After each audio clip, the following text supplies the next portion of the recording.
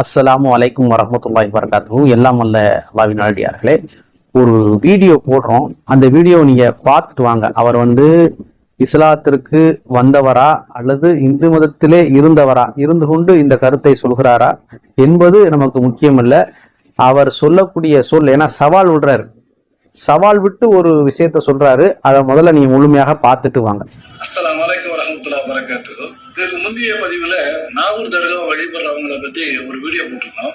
அதை என்னுடைய நண்பர் பார்த்துட்டு, நீ சும்மா சீன் கிரியேட் பண்றதுக்காக இந்த மாதிரி நீ சவால் விட்டுட்ட, நேர்ல ஃபேஸ் காட்டி உன்னால பேச முடியுமா அப்படின்னு சொன்னாரு.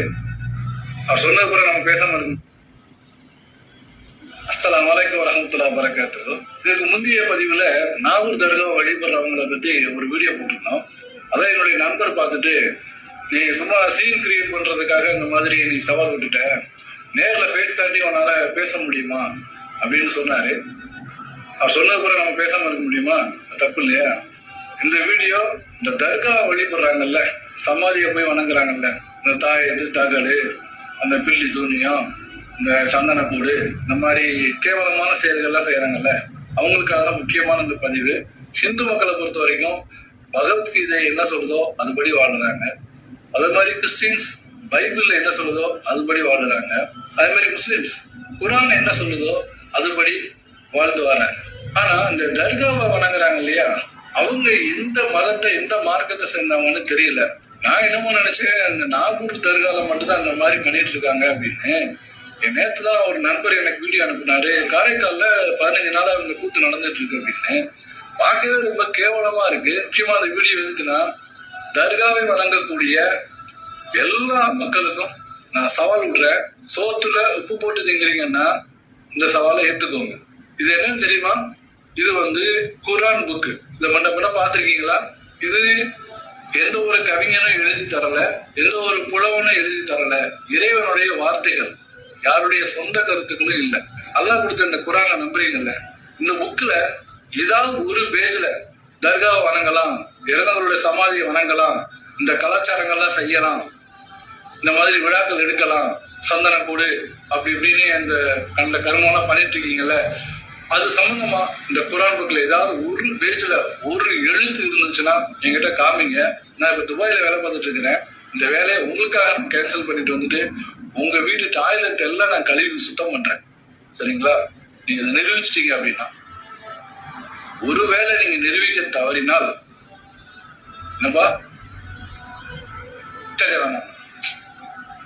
நீ வேறப்பா கேமராமேன் அவர் கொஞ்சம் முந்திரி கொட்ட. அவர் என்ன சொல்றாரு, அவங்க ஒருவேளை சேலஞ்சில் தோத்துட்டா உங்க வீட்டு டாய்லெட் கழுவ சொல்லுங்க. அதெல்லாம் வேண்டாங்க. டேய், அவெல்லாம் பெரியவாள், அப்படிலாம் பேசக்கூடாது. சரியா? வேற ஒண்ணும் பண்ண வேண்டாங்க.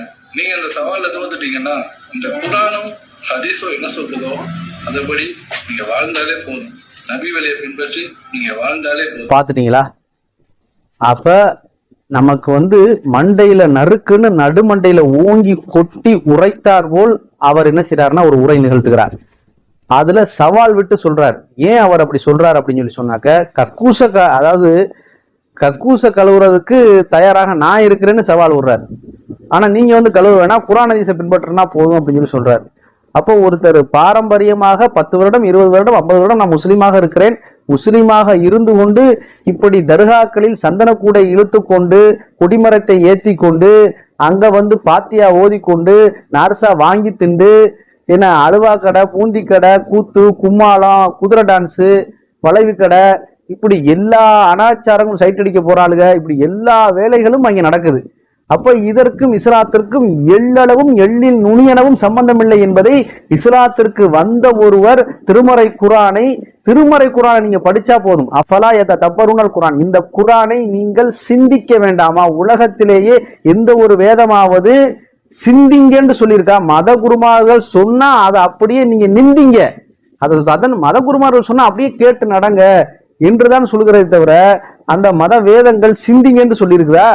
சிந்திங்கன்னு சொன்ன ஒரே மார்க்கம் திருமறை குரான் தான். அப்ப நீங்க குரானை படிக்கவே இல்லையே, படிச்சா தானே சிந்திக்கிறதுக்கு. பாரம்பரியமா சொல்றதைத்தானே கேட்டு நடந்து கொண்டிருக்கிறீர்கள். அப்ப நபி ஸல்லல்லாஹு அலைஹி வஸல்லம் எதை தடை செய்தார்களோ, எதற்காக வந்தார்களோ அதை வந்து தூக்கி பிடித்து கொண்டு நீங்க நடந்து கொண்டிருக்கிறீர்கள். அப்ப அவர் வந்து பேசுறது உங்களுக்கு வந்து அசிங்கமாக இல்லையா, கேவலமாக இல்லையா, வெட்கமாக இல்லையா, முக்கி உணர வேணாமா, நீங்கள் திருந்த வேண்டாமா, என்ன இந்த நேர்வழிக்கு நீங்கள் வர வேண்டாமா? அப்ப இப்படியான ஒருவர் உங்களுக்கு சவால் விட்டு கொண்டிருக்கிறார். இவர் விட்டு சவால் விட்டு இப்ப பழைய வீடியோ, இவர் சவால் விட்டு பழைய வீடியோனா ஒரு வாரம் 2 வாரம் இருக்குன்னு வைங்களேன், ரொம்ப கிடையாது. இந்த சவாலுக்கு யாருமே ஏற்றுக்கொண்டு வரவே கிடையாது. அப்ப குர்ஆனை படித்தா தெளிவாக இருக்கும், ஹதீஸ்களை படித்தால் தெளிவாக இருக்கும், நபி வழியை படித்தால் பின்பற்றினால் தெளிவாக இருக்கும். நபிகள் நாயகம் ஸல்லல்லாஹு அலைஹி வஸல்லம் அவர்கள் என்ன சொன்னார்கள்? அதுல ஒரு சின்ன விஷயம் என்ன அப்படின்னாக்க, இந்த தர்கால இது அப்படியே நம்ம இந்தியாவுல நம்ம இந்த இந்து சொந்தங்கள் இருக்கிறாங்கல்ல, அவங்க செய்யறாங்கன்னா அவங்க செஞ்சுட்டு போறாங்க. லக்கும் தீனுக்கும் வலியது, உங்கள் மார்க்கம் உங்களுக்கு, எங்கள் மார்க்கம் எங்களுக்கு. ஆனால் மன்த சப்பஹ பிகௌமின் ஃபஹுவ மின்ஹும், யார் ஒருவர் பிற சமுதாய கலாச்சாரத்திற்கு ஒப்பாக நடக்கிறாரோ அவர்களும் அவர்களை சார்ந்தவரே, என்னை சார்ந்தவர் இல்லை என்று இறை தூதர் உடைத்து சொல்லிவிட்டார்கள், அழுத்தம் திருத்தமாக அண்ணனம் பெருமானார். ஆனால் நீங்கள் அதை அழுத்தம் திருத்தமாக பின்பற்றி கொண்டிருக்கிறது சரி என்று. இஸ்லாமிய இன்னிசை கச்சேரி, இந்த கச்சேரி வேற, கூத்து வேற, கும்மாள வேற. அப்ப அதுல இபாதத்தே கிடையாது. நபி ஸல்லல்லாஹு அலைஹி வஸல்லம் என்ன சொன்னா கேட்டா, ஜியாரத்து போறோம். ஜியாரத்துனா என்ன? குன்தும் நஹைத்துக்கும் ஜியாரத்தில் குபுர், முன்னால் உங்களுக்கு கபர்களுக்கு ஜியாரத் செய்வதை நான் தடை செய்திருந்தேன். வசூருகா, இப்பொழுது நீங்கள் செல்லுங்கள். இன்னஹாத்துல் வஹக்கிருல் ஆகிரா, இது மறுமையை உங்களுக்கு ஞாபகப்படுத்தும். கூத்து கும்மாளம்லாம் உங்களுக்கு மறுமையை ஞாபகப்படுத்துமா? அலுவா கடை ராட்டினம்லாம் உங்களுக்கு மறுமையை ஞாபகப்படுத்துமா? கிளுகிழுப்ப பலூன்லாம் உங்களுக்கு மறுமையை ஞாபகப்படுத்துமா? இன்னும் இந்த கொஞ்ச காலம் இந்த உலகத்துல நல்லா சுத்தி ஜாலியா என்ஜாய் பண்ணிட்டு வரலாம்னு நீங்க பாட்டு கச்சேரியை பார்த்துட்டு வர்றீங்களா? இல்ல வந்து அப்படியே அம்மாடி மறுமை பயம் வந்துருச்சு, போங்க அடுத்த வகுத்து தொழுக போயிடும், வாங்கு சொல்லுவார்கள், தொழுக போவார்கள். அப்ப கூத்து கும்மாளம் பார்த்து கொண்டிருப்பார்கள் தர்காக்களை. பாக்குறோமா இல்லையா? அப்ப அப்படி இருக்கக்கூடிய ஒரு சூழல்ல எதை இஸ்லாம் தடுக்கிறதோ, ஜசதுல் குபுர், கபர்களில் பூசப்படுவதை நபிகள் நாயகம் ஸல்லல்லாஹு அலைஹி வஸல்லம் தடுத்தார்கள். அங்கே விழா கொண்டாடுவதை நபிகள் நாயகம் ஸல்லல்லாஹு அலைஹி வஸல்லம் தடுத்தார்கள். லா தஜ்அலு கப்ரி ஈதா, என்னுடைய கபரை ஈதாக்கி விடாதீர்கள், பெருநாளாக்கி விடாது என்று நபிகள் நாயகம் தடுத்தாங்க. அப்ப தடுத்த விஷயம் அங்கே அரங்கேறி கொண்டிருக்கிறது. அது வந்து அனுமதித்த விஷயமா? அப்போ நபி ஸல்லல்லாஹு அலைஹி வஸல்லம் சொன்ன விஷயம் என்ன? கபர்களுக்கு நீங்கள் ஜியாரத்து செய்யுங்கள். தர்கா வேறு, கபர் வேறு, ஒன்னா விளங்கிக்க கூடாது. சாராயம் வேறு, அது வேற தண்ணி. குடி தண்ணி வேறு, சிறுநீர் வேறு, குடி தண்ணீர் வேறு. எந்த தண்ணி எதுக்கும் வித்தியாசம் இருக்குதா இல்லையா? தண்ணி அடிக்கிறான்னு சொல்றோம், தண்ணி அடிக்கிறான்னு சொல்லிவிட்டாங்க. அப்ப சாராயம் அடிக்கலாம், தண்ணி அடிக்கிறாங்க, 2 அர்த்தம் இருக்குதா இல்லையா? தண்ணி குடிக்கிறான்னு சொன்னாதான் இந்த தண்ணியை நம்ம நார்மல் தண்ணியை எடுத்து குடிக்கிறது. தண்ணி அடிக்கிறான்னா அந்த தண்ணியை எடுத்து அடிக்கிறது. சாராயம், சரக்கு, அந்த வகையில போயிடும். அப்ப சரக்கை இறக்குங்க அப்படின்னாக்கா கடையில் உள்ள ஜாமானை இறக்குங்கன்னு புரிஞ்சுக்கிறோம். சரக்கு அடிக்கிறான் அவன் எப்படி நீங்க புரிஞ்சுக்குருவீங்க? அப்ப நம்ம இந்த விஷயத்தை எப்படி பார்க்கணும் அப்படின்னா, தவறாக புரிஞ்சுக்கிறாங்க. தர்காவையும் கபரையும் உண்ணாக்குறாங்க. கபர் வேறு, கபர்களுக்கு சியாரத் செய்யுங்கன்னு வேறு, அது அனுமதிக்கப்பட்டது. அங்க போனா மறுமையச்ச வரும். நம்மோடு வாழ்ந்தவர்கள், நம்முடைய சொந்தக்காரங்க, நம்முடைய தாய் தப்ப எல்லாம் அடக்கம் பண்ணிப்பட்டிருப்பாங்க. அப்ப அதை பார்த்தோம் நமக்கு ஒரு இறையச்சம் வருதா இல்லையா? கபருக்கு போற ஆளு கண்டிப்பாக இறையச்சம் வரும். நீங்க கட்டிச்சோத்தையும் மொச்சப்பேத்தையும் வடையையும் நீங்க என்ன அப்ப தர்காக்கெல்லாம் போவாங்க, அப்ப நடந்து போவாங்க, காரு வேணுகள்ல போவாங்க, ஒரு என்ஜாய் மாதிரி போவாங்க. அங்க போய் அந்த ஆலமர அந்த அங்க உள்ள ஆலமரம் இருக்கும், மரக்காத்துக்கு சிலு சிலுன்னு நல்லா இன்னும் கொஞ்சம் இந்த உலகத்துல வாழலாம் என்ன அப்படின்னு தான் அந்த கட்டிச்சோத்தை கட்டி தின்னுட்டு வரும்போது ஒரு என்ஜாயா தோணுமே தவிர, மறுமையச்சம், இறையச்சம், உடனே அங்க போனவங்களாம் உடனே போய் திருந்தி ஏதாவது ஒரு விஷயத்துல திருந்தி இருக்கிறாங்கன்னு வருதா? கிடையாது.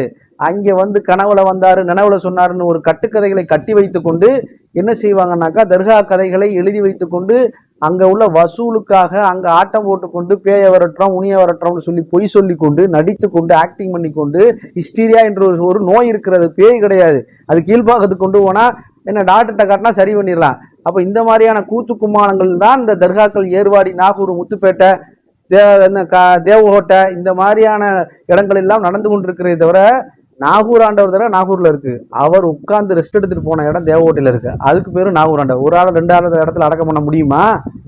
அப்ப எப்படி பொய் சொல்லி இருக்கிறார்கள் என்று பாருங்கள். இதுல இருந்தே தெரிய வேணாமா?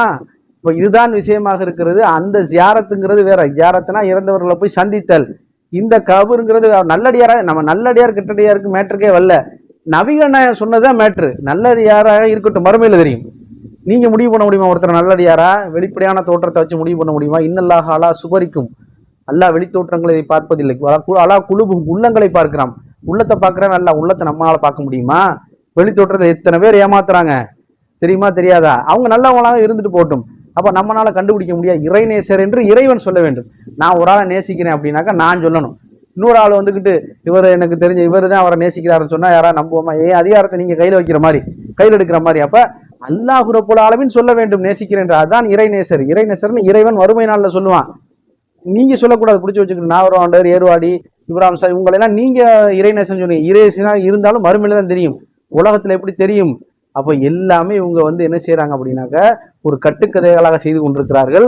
மாற்று மத சகோதரர் இஸ்லாத்தை ஏற்று இதை உங்களுக்கு சொல்லக்கூடிய அளவிற்கு உங்களுடைய நிலைமை மாறிவிட்டதே. நீங்க இஸ்லாத்தை எடுத்து அவர்களுக்கு சொல்லணும்.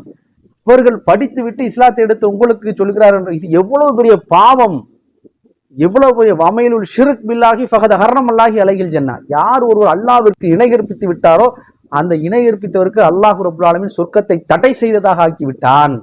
இணை கற்பிச்சுட்டா தடைந்து ஆயிருச்சா இல்லையா? அப்ப நம்ம இணை கற்பிக்கலாம். இது இணை வைக்கிறதே இருக்கிறதுல மிகப்பெரிய பாவம். அப்ப மன் அமில அமலன் மா லைஸ அலைஹி அம்ருனா ஃபஹுவரத்துன். யார் ஒருவர் அல்லாஹ்வுக்கு இணை கற்பித்து விட்டாரோ அவருடைய அமல்கள் அனைத்தும் ரத்து செய்யப்படும். ரத்து செய்யப்பட்டுச்சுன்னா உங்களுக்கு இருக்கு ஏற்றுக்கொள்வதற்கு தானே ரத்து செய்யப்படுறதுக்காக இருக்குது. ஏற்றுக்கொள்ளப்படுறதுக்கு நம்ம அமல்கள் சப்ப நீங்க தொழுக நோம்பு சக்காத்து ஹஜ்ஜு நெத்தியில விழுந்த தட்டம் மூட்டுல விழுந்த தட்டம் தாடி வச்ச தாடி எதுவுமே கிடையாது. எல்லாத்தையும் தூக்கி அல்ல மூஞ்சில சலார்னு வீசிடுவான். வீசிட்டு தூக்கி அதோட விட்டுருவானா? நரகத்திலே தூக்கி போடுவான். நிரந்தர நரகம் வேற. அப்படிப்பட்ட நரகத்துக்குரிய மக்களாக நீங்கள் ஆகக்கூடா என்பதற்காகத்தான் இதை கூட நம்ம சொல்றோம். அப்படி திருந்தி வாழக்கூடிய நரக நெருப்பிலிருந்து நீங்கள் நரக நெருப்பில் விழக்கூடாது என்பதற்காக இதை சொல்கிறோம். நீங்கள் சொர்க்கத்துக்கு போகக்கூடிய நன்மக்களாக உங்களையும் நம்மையும் அல்லாஹ் ரப்புல் ஆலமீன் ஆக்கி அருள்வான் என்று சொல்லி இந்த உரையை நிறைவு செய்கிறேன். வாஹிரதவானா அல்ஹம்துலில்லாஹி ரப்பில் ஆலமீன். அஸ்ஸலாமு அலைக்கும் வரஹ்மத்துல்லாஹி வபரகாத்துஹு. وقل جاء الحق وزهق الباطل إن الباطل كان زهوقا. மேலும் பிரகடனம் செய்வீராக, சத்தியம் வந்துவிட்டது, அசத்தியம் அழிந்து விட்டது, சின்னமாக அசத்தியம் அழியக்கூடியதே.